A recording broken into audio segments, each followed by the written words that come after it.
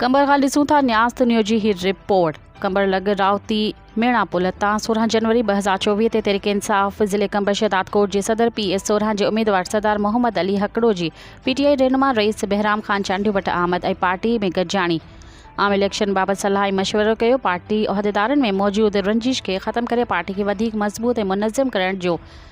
ऐं आम इलेक्शन में भरपूर अवामी राब्ता मुहिम ज़रिए कामयाबी हासिल करण जो वचन कयो वियो। रित गॾिजाणी में मौजूद उहिदेदार सरदारज़ादा मोहम्मद फैसल हकड़ो, निसार अहमद ॾीपर, सदरुद्दीन मक्सी, फिदा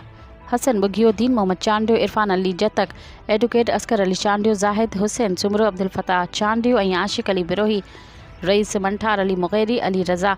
बुरड़ो ऐं सदर अबड़ो ज़मीर हुसैन चांडियो ऐं ॿिया पिणु मौजूद हुआ।